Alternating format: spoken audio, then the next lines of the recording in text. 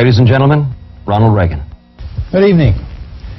I'm here tonight to announce my intention to seek the Republican nomination for President of the United States. I'm sure that each of us has seen our country from a number of viewpoints, depending on where we've lived and what we've done. For me, it's been as a boy growing up in several small towns in Illinois, as a young man in Iowa trying to get a start in the years of the Great Depression, and later in California for most of my adult life.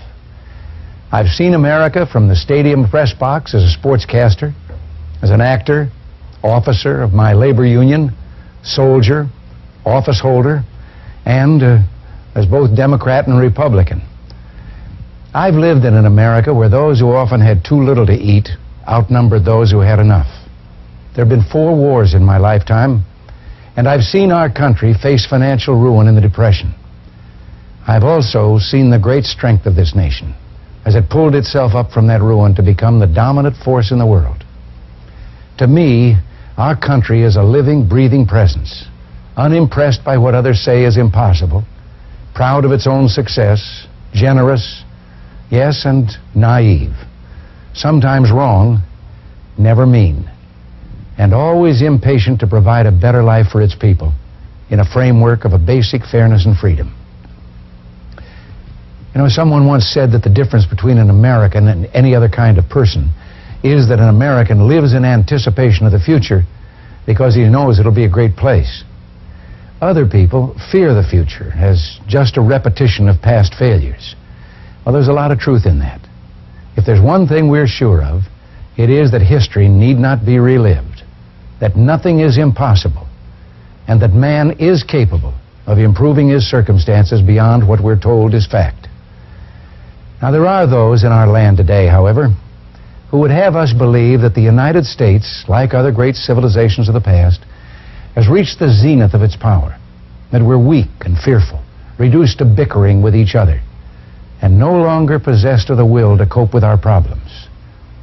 Much of this talk has come from leaders who claim that our problems are too difficult to handle.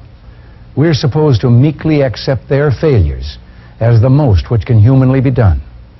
They tell us we must learn to live with less and teach our children that their lives will be less full and prosperous than ours have been, that the America of the coming years will be a place where, because of our past excesses, it will be impossible to dream and make those dreams come true. I don't believe that, and I don't believe you do either. That's why I'm seeking the presidency. I cannot and will not stand by and see this great country destroy itself. Our leaders attempt to blame their failures on circumstances beyond their control, on false estimates by unknown, unidentifiable experts who rewrite modern history in an attempt to convince us our high standard of living, the result of thrift and hard work, is somehow selfish extravagance, which we must renounce as we join in sharing scarcity. I don't agree that our nation must resign itself to inevitable decline, yielding its proud position to other hands. I am totally unwilling to see this country fail in its obligation to itself and to the other free peoples of the world. The crisis we face is not the result of any failure of the American spirit. It's a failure of our leaders to establish rational goals and give our people something to order their lives by.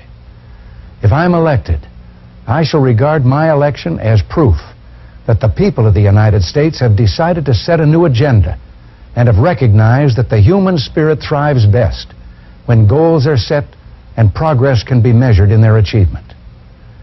Now, during the next year, I shall discuss in detail a wide variety of problems which a new administration must address.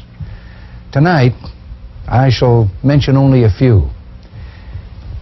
No problem that we face today can compare with the need to restore the health of the American economy and the strength of the American dollar. Double-digit inflation has robbed you and your family of the ability to plan.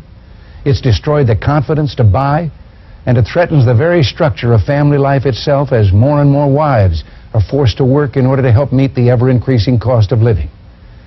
At the same time, the lack of real growth in the economy has introduced the justifiable fear in the minds of working men and women who are already overextended that soon there will be fewer jobs and no money to pay for even the necessities of life.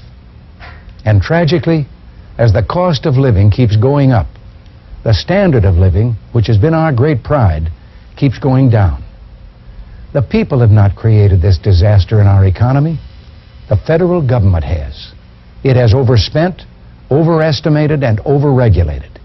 It has failed to deliver services within the revenue it should be allowed to raise from taxes. In the 34 years since the end of World War II, it has spent $448 billion more than it has collected in taxes. $448 billion of printing press money, which has made every dollar you earn worth less and less. At the same time, the federal government has cynically told us that high taxes on business will in some way solve the problem and allow the average taxpayer to pay less. Well, business is not a taxpayer. It is a tax collector. Business has to pass its tax burden on to the customer as part of the cost of doing business. You and I pay the taxes imposed on business every time we go to the store. Only people pay taxes, and it is political demagoguery or economic illiteracy to try and tell us otherwise. The key to restoring the health of the economy lies in cutting taxes. At the same time, we need to get the waste out of federal spending.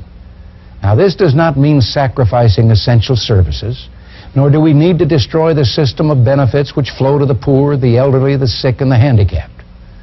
We have long since committed ourselves as a people to help those among us who cannot take care of themselves. But the federal government has proven to be the costliest and most inefficient provider of such help we could possibly have. We must put an end to the arrogance of a federal establishment which accepts no blame for our condition, cannot be relied upon to give us a fair estimate of our situation, and utterly refuses to live within its means. I will not accept the supposed wisdom which has it that the federal bureaucracy has become so powerful that it can no longer be changed or controlled by any administration. As president, I would use every power at my command to make the federal establishment respond to the will and the collective wishes of the people. We must force the entire federal bureaucracy to live in the real world of reduced spending, streamlined function, and accountability to the people it serves. At the same time, in reviewing the functions of the federal government, we must determine which of those functions could better be performed by levels of government closer to the people. You know, the 10th article of the Bill of Rights is very explicit in pointing out that the federal government should do only those things specifically called for in the Constitution. All others shall remain with the states or the people. We haven't been observing that 10th article of late. The federal government has taken on functions it was never intended to perform and which it does not perform well. There should be a planned, orderly transfer of such functions to states and communities, and a transfer with them of the sources of taxation to pay for them. The savings in administrative overhead could be considerable, and certainly there would be increased efficiency and less bureaucracy.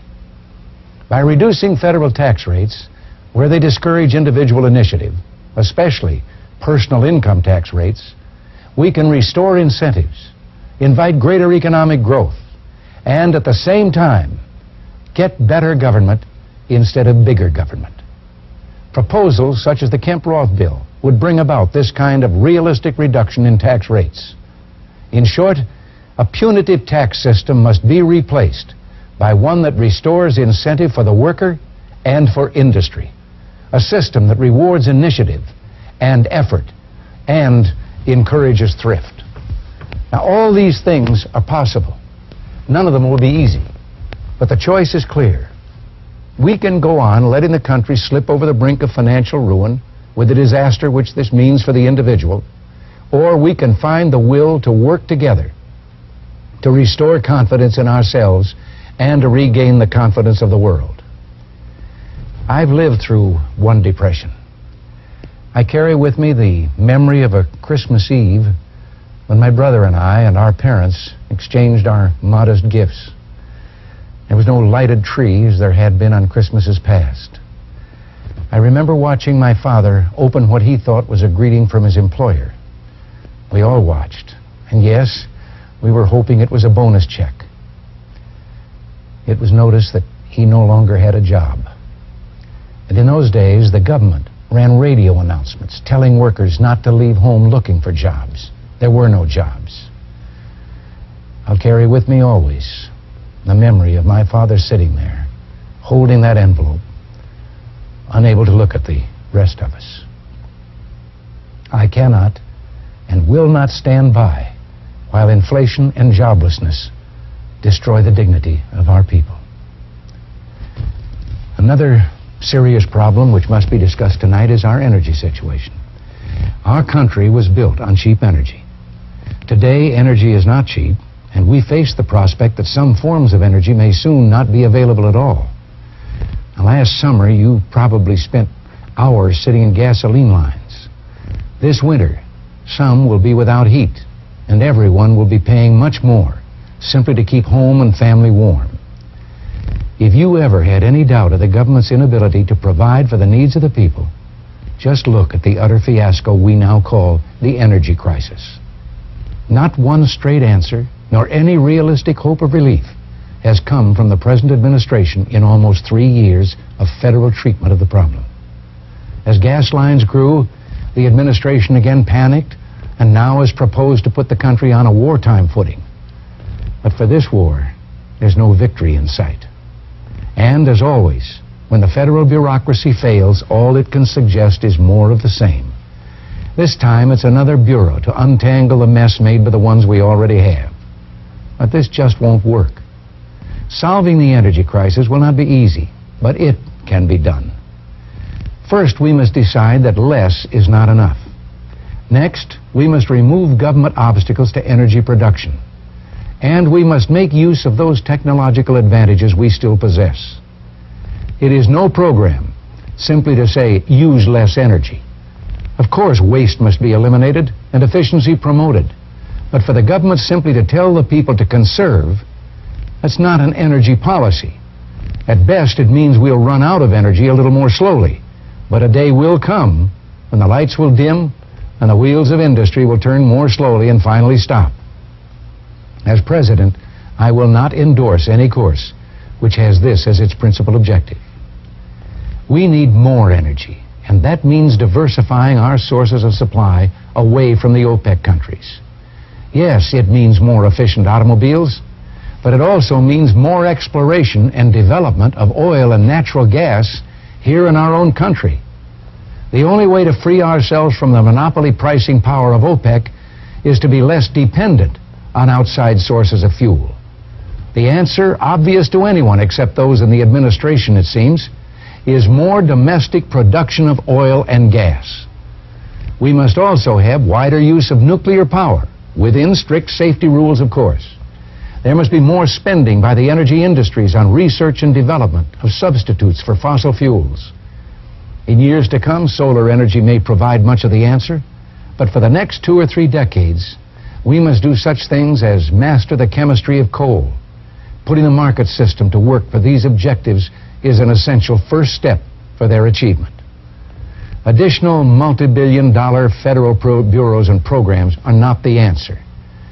In recent weeks, there's been a lot of talk about excess oil company profits. I don't believe we've been given all the information we need to make a judgment about this.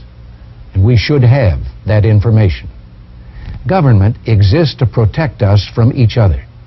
It is not government's function to allocate fuel or impose unnecessary restrictions on the marketplace. It is government's function to determine whether we're being unfairly exploited, and if so, to take immediate and appropriate action. As president, I would do exactly that. On the foreign front, the decade of the 1980s will place severe pressures upon the United States and its allies. We can expect to be tested in ways calculated to try our patience, to confound our resolve, and to erode our belief in ourselves. During a time when the Soviet Union may enjoy nuclear superiority over this country, we must never waver in our commitment to our allies, nor accept any negotiation which is not clearly in the national interest. We must judge carefully. Though we should leave no initiative untried in our pursuit of peace, we must be clear-voiced in our resolve to resist any unpeaceful act wherever it may occur. Negotiation with the Soviet Union must never become appeasement. For most of the last 40 years, we've been preoccupied with the global struggle, the competition with the Soviet Union, and with our responsibilities to our allies.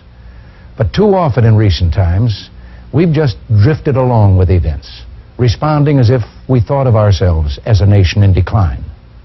To our allies, we seem to appear to be a nation unable to make decisions in its own interests, let alone in the common interest. Since the Second World War, we've spent large amounts of money and much of our time protecting and defending freedom all over the world.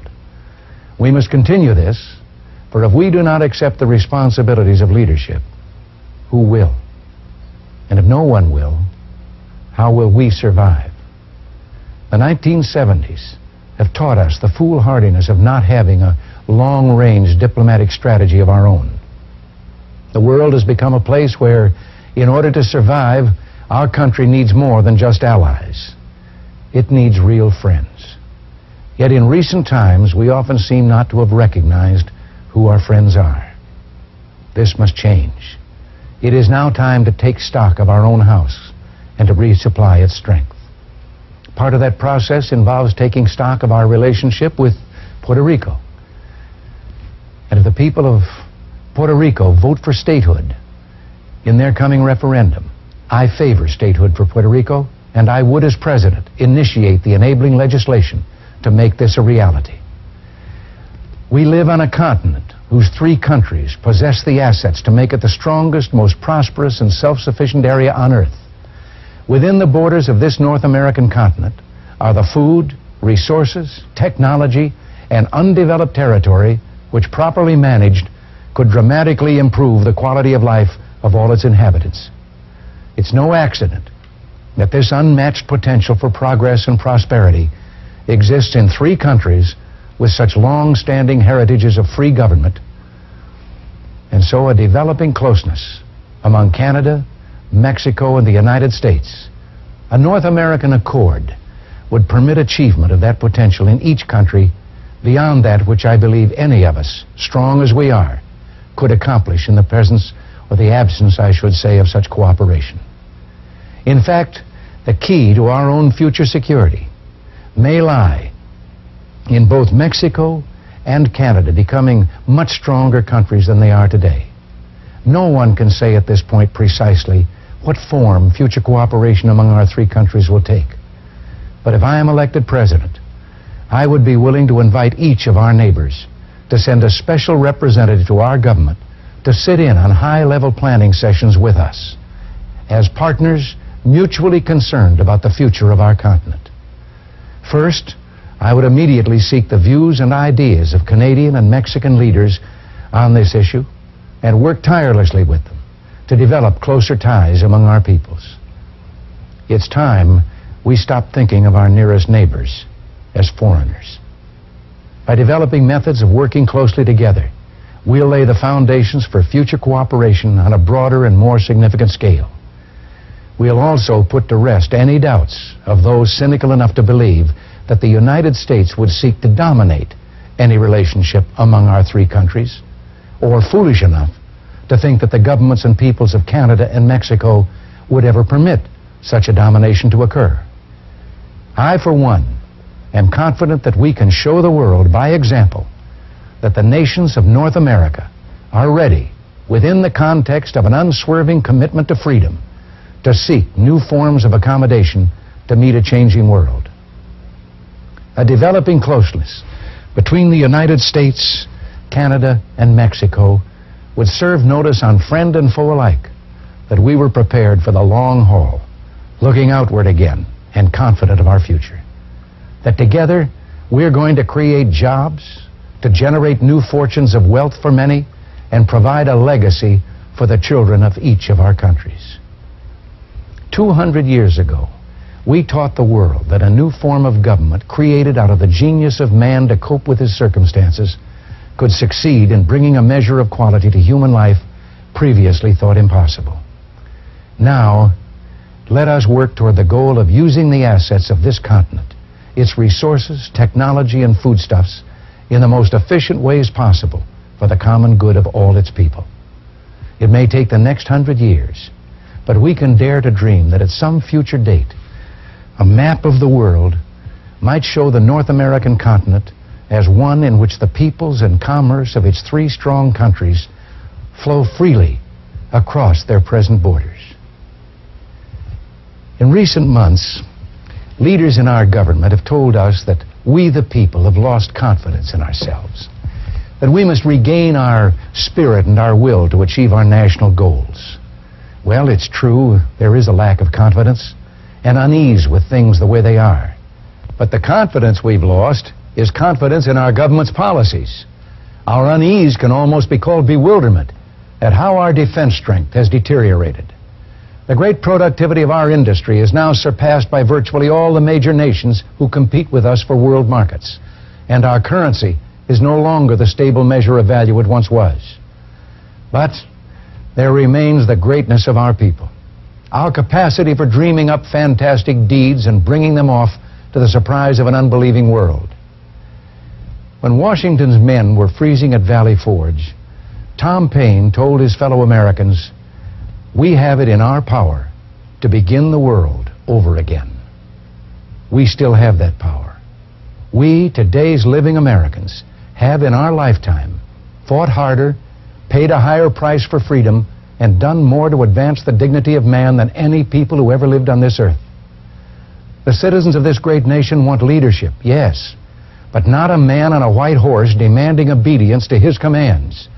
They want someone who believes they can begin the world over again. A leader who will unleash their great strength and remove the roadblocks government has put in their way. I want to do that more than anything I've ever wanted. And it's something that I believe with God's help I can do. I believe this nation hungers for a spiritual revival, hungers to once again see honor placed above political expediency, to see government once again the protector of our liberties, not the distributor of gifts and privilege. Government should uphold and not undermine those institutions which are custodians of the very values upon which civilization is founded: religion, education, and above all, family. Government cannot be clergyman, teacher, and parent. It is our servant, beholden to us. We who are privileged to be Americans have had a rendezvous with destiny since the moment in 1630 when John Winthrop, standing on the deck of the tiny Arbella off the coast of Massachusetts, told the little band of pilgrims, "We shall be as a city upon a hill. The eyes of all people are upon us, so that if we shall deal falsely with our God in this work we have undertaken, and so cause him to withdraw his present help from us, we shall be made a story and a byword throughout the world." A troubled and afflicted mankind looks to us, pleading for us to keep our rendezvous with destiny, that we will uphold the principles of self-reliance, self-discipline, morality, and above all, responsible liberty for every individual, that we will become that shining city on a hill. For our country's future, I pledge you my every effort. I ask for your prayers and your support. I believe that together we can keep this rendezvous with destiny. Thank you, and good night.